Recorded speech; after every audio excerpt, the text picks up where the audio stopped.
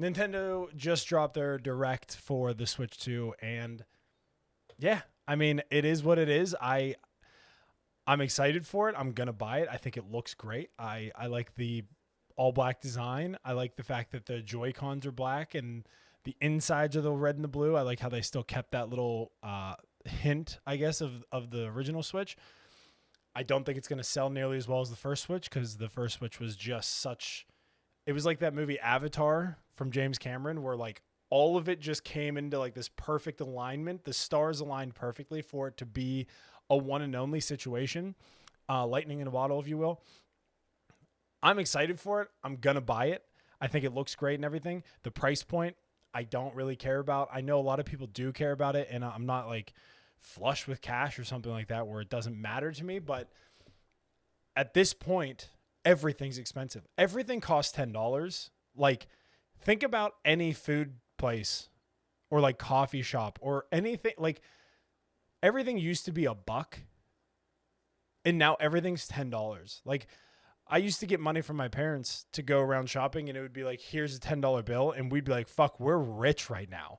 Now, if you get handed a $10 bill, it's kind of like, okay, thanks, I guess. Like, that doesn't even put enough gas in the tank for a couple miles. Like, but then again, that's just the way the world works. Shit keeps getting more expensive. It always has and always will be. The Switch being $450, which is the rumored price, or like $399 or whatever. Look, it sucks. I wish it was $299. Nintendo usually are the guys that make shit family friendly, which is why we all love them. We grew up with them. That was our childhood. A lot of us, especially like me, I grew up with. I remember Game Boy Micro the Game Boy SP, and they came out with the Game Boy Micro, and I loved the Game Boy Micro. My mom bought it for me, and I remember she told me it was too expensive, and it was like $100 at launch or something, and I was like heartbroken. Then I got it for Christmas anyway, so it doesn't matter. I got that special edition Mario one with the red and the gold. Listen, Nintendo was always the family friendly ones that were cheaper than everybody else. PlayStation, $500 for a gaming console when you can buy a gaming PC and build a gaming PC for $800-900. Like, you really have to weigh your options there, and not a lot of people can just go buy this stuff. So a lot of these companies that are going to be making their stuff more expensive, they're going to be hurting their core demographic. I don't want gaming to become a thing where it's like a rich person's game, like sports cars and stuff like that. Like, I don't want this to be another one of those niches where it's all about streamers. Like, everything's geared towards putting your game in front of people that can make money and stuff, and streamers is the core demographic. That way people are watching your game and people aren't necessarily buying your game, which is how it might end up going, if that makes sense. I don't know if I explained that properly, but a lot of people might stop buying games and start watching games exclusively. Like, for instance, whenever I am not too sure on a game, I'll just go watch gameplay of it. I'll go watch Jake Baldino over at Game Ranks do it before you buy. And if he doesn't give me his absolute golden rule or golden word on it, then I won't buy the freaking thing. And even if he does, sometimes I don't buy it if it doesn't look interesting. You now can go watch a playthrough of a game. So maybe these companies are going to be shooting themselves in the foot. Who's to say? But anyway, back to the Direct. I think it's going to be great. I mean, I'm going to buy it. It's going to be awesome. I don't like any of the titles we're getting at launch. Mario Kart's great. I'll play it with my wife. I'll play it with my son. That'll be great. But let's be honest here. Most of these people that love this stuff are like my age, like 30. And Mario Kart's great, and I would love to, play it online and stuff. But nowadays, I'm way too competitive in games to want to do that. But Mario Kart World seems great. Like I said, I'll play it with my family. It'll be awesome. They're never going to not make these kind of games because kids are going to be coming up. I shouldn't say I'm their core demographic because I'm certainly not. You're going to see games like this always being made because there's always going to be kids around. You know what I mean? It's just how the world works. And it works well. But those are also the people, it's like, are they going to buy a $90 game? I'm not too sure. I know that, like, if my kid asked me for a Switch 2, which he won't. He doesn't really care about that kind of stuff. If he asked me for a Switch 2 in Mario Kart World and the Donkey Kong game, I'd be like, Yeah, in like a couple months, dog. Like, what are we talking about? So, I mean, it is a weird dilemma. And Nintendo's the first people that did it, which is crazy because usually they're the last ones to do it. Um, I'm seeing a lot of memes of people being like Rockstar about the price GTA 6 looking over at Nintendo, and it's like a dude like, oh shit. But yeah, I mean, look, the price is price. Mario Kart World's gonna be great. $90 I don't really agree with. Or $80 or whatever it's gonna be. I remember when games used to be $40. Like that was crazy. Like you go get a game for $29.99. I remember specifically Pokemon Fire Red being $29.99 or $39.99. I remember the little sticker on it from Kmart, and I remember getting it and walking home and being the most excited kid in the world. And now games like we just had a bunch of games come out recently. Assassin's Creed Shadows, First Berserker Kaizen, and AI Limit, Split Fiction, like all these games, and they're all $70. Like, well, AI Limit isn't, but just it's 35. But just for comparison, you have all these games coming out, and it's like I can't buy all these games. Like a lot of people can't buy all these games, and now you're hiking the price up even more. It's just crazy. I mean, the market is going to start, it's going to crash, and retro gaming is going to be the big thing. Like retro gaming is going to be, it's already huge, but it's going to come back in a big way. I know I'm kind of digressing from the Nintendo Switch 2 stuff, so let's get back on track. So anyway, you got Mario Kart World, the new Donkey Kong game. I don't really care about. We had the little like 5-minute tech demo, which I enjoyed. I like the fact that there's 2 USB-C ports. I like the fact that there's still a 3.5 jack on it. The chat stuff I don't really care for. I guess it would make it easier if usually, like back in the day whenever the first Switch came out and me and my boys were all playing Smash Brothers Ultimate, we all bought Switches. We were all playing Smash Brothers Ultimate. And we had to just sat at our computers on Discord or like with our phones on Discord and played the game. So this does make that easier. The fact that there's, a camera, don't really care about that. It's going to be $100 camera probably, or like an $80 camera, which is again, crazy. And I bet you it's proprietary. So like you won't be able to just go buy a $50 Logitech or like a $30 Logitech at Best Buy and plug it in. You're going to have to specifically use their camera, which again, that's Nintendo. And if you want it, you want it. And if you buy it, just make sure you got enough money in your piggy bank. But the tech demo was great. They released a game that's going to be a tech demo game, which again, very underwhelming. Why the hell would I want to play a game? Now look, the game looked cool. Like if they showed me that like gameplay of that, and then we're like, this is an action adventure game based around the Nintendo Switch 2, but like then you can jump into the screen and then run through like a mini Mario game or something. Like something like that would be great. I like those top-down games. I like the little figure.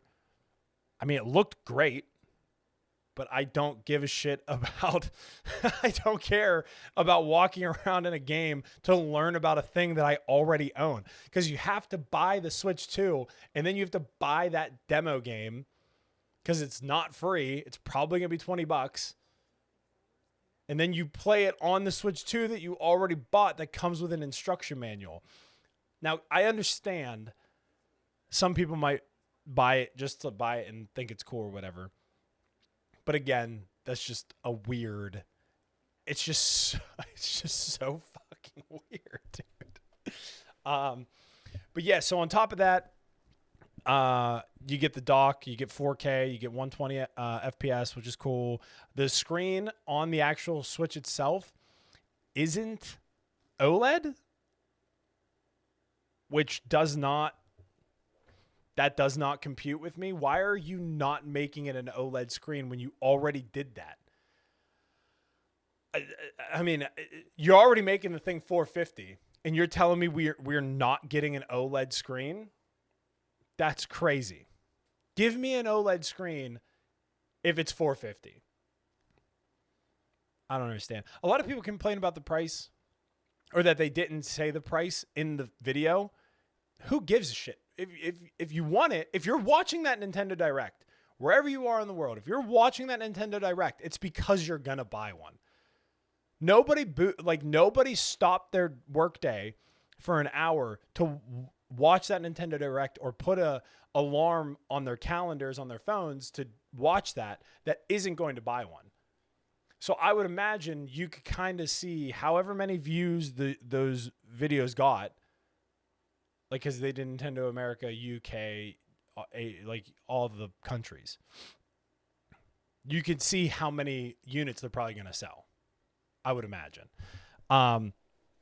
To me, that makes sense. In reality, that's probably the dumbest thing anybody's ever heard. Anyway, then they released some more game stuff. Silk Song, which I know people are super stoked for. I have played Hollow Knight. I sounded so British. Hollow Knight there, or Australian. Hollow Knight, I've played for a few minutes here or there. It was never anything that I really cared about. I love the art style. I think the game idea is great. I love Blasphemous, and I love those side-scrolling platformer kind of games. Not platformer. Metroidvanias. I love Castlevania. Like, the Game Boy Castlevania games are spectacular. But I've never gotten into Hollow Knight just because I don't know if it was too hard, or if like I just didn't connect with it on any level when actually playing it. But like watching people play it, I'm like, ooh, this looks great. I've bought it 3 different times. Physical copies. I bought it 3 different times. I don't think I have a physical copy anymore. I don't. But I think I own it digitally now. The 3rd time I bought it digitally. Anyway, Silk Song looks great. Again, I probably will buy it. I probably will never play it though. I wonder how much that game's going to be. If it's going to be $30 like Hollow Knight was. Hollow Knight was, I think, $35 for the physical copy. I bet you this one's going to be like $45, $40 maybe, 50. Who knows? Because everything's expensive. Anyway, so yeah, Silk Song I know people are excited about. What other stuff? Let me boot up my notes here. What other stuff? Upgrade packs. So Silk Song, we'll stick with games actually. Silk Song, the game I'm really excited for, which is probably out of left field, but I'm super into it. As you can see, I'm a huge Marvel fan, and a lot of my content on YouTube, if you're subscribed, which I hope you are, please do, is Marvel stuff and like comic book stuff. I love video games. I love FromSoft and all that, which we'll get to later, but Marvel stuff is my big thing. So when they released that Nintendo Direct a couple days ago, and Marvel Cosmic Invasion, that like side-scrolling beat 'em up, was announced, I was so hype. You can play as Nova. Give me a game with Nova and I'm so in. I've played the Lego Marvel games. Obviously Marvel Rivals, stuff like that. Marvel Ultimate Alliance is one of my favorite games. If they drop another one of those, I'll shit in my pants, dude, and I won't even care. I'll do it in public. But yeah, I like Marvel Cosmic Invasion looks great. I'm super stoked for it, and I hope that it comes out in like November. It says winter, so obviously after December 1st, 21st, because that's when winter starts. But I would imagine it's gonna come out in like November. Probably like if they release a physical copy, I'm totally buying it. Give me a collector's edition for like $200 and I'm in, dude.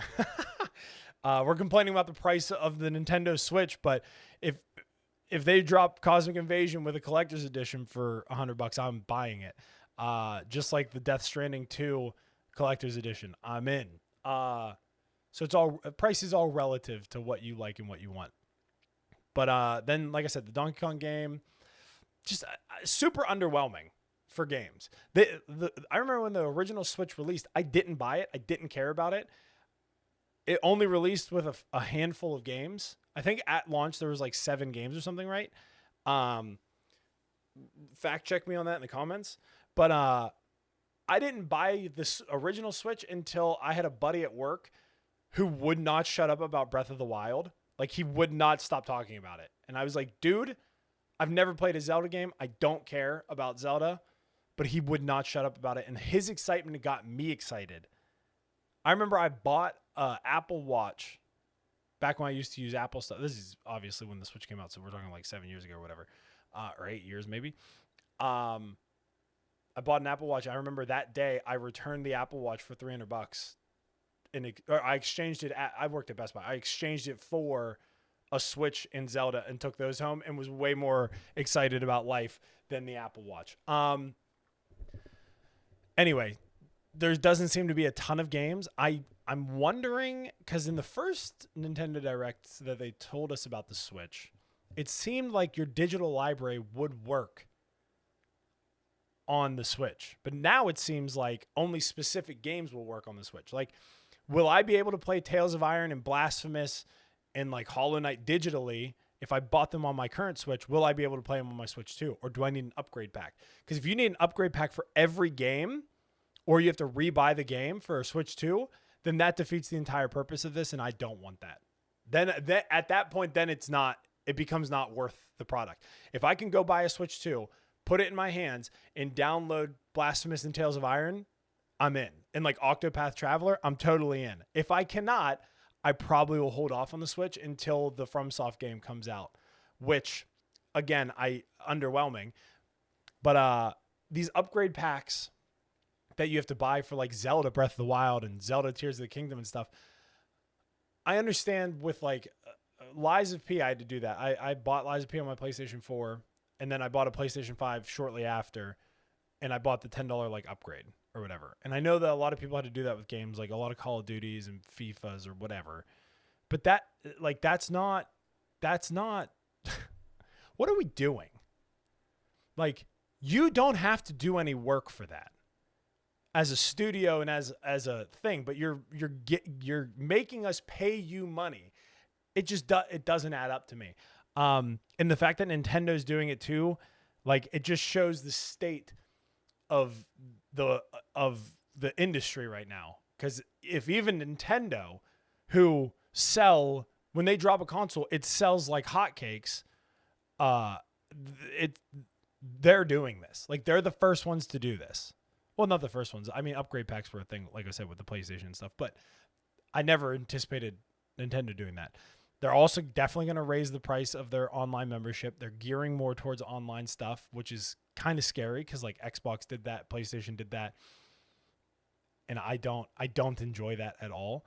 I don't know, man. It seems weird, the upgrade pack thing, and I'm not interested in it. And like I said, if I can't take my Switch 2 home and immediately transfer my Octopath Traveler data to the Switch 2 and play it same day without paying any money, I'm going to be livid.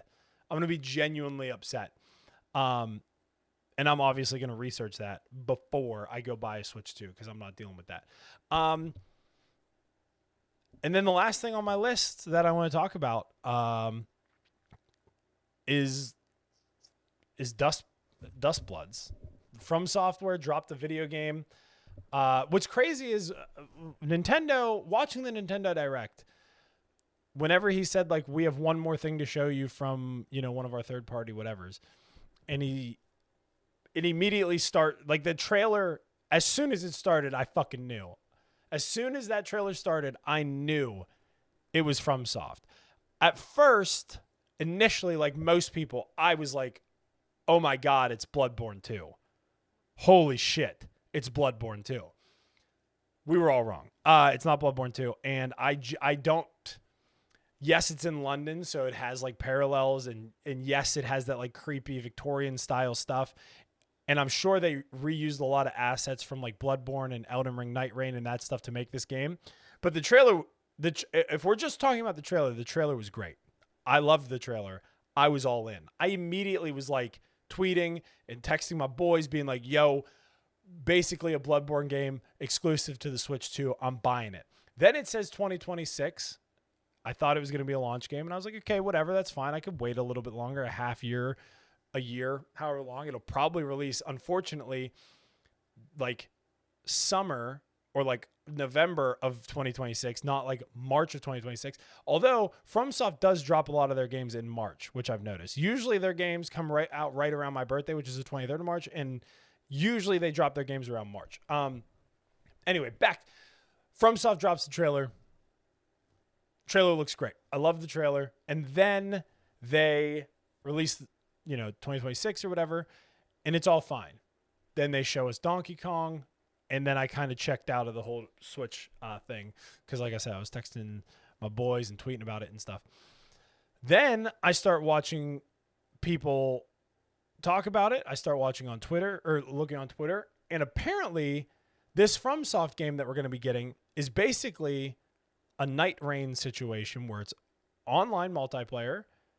It's players versus everyone, or PvP, and it holds up to 8 players at a time in a map or a lobby or a server or whatever you want to call it, and then you play the game. I don't want that.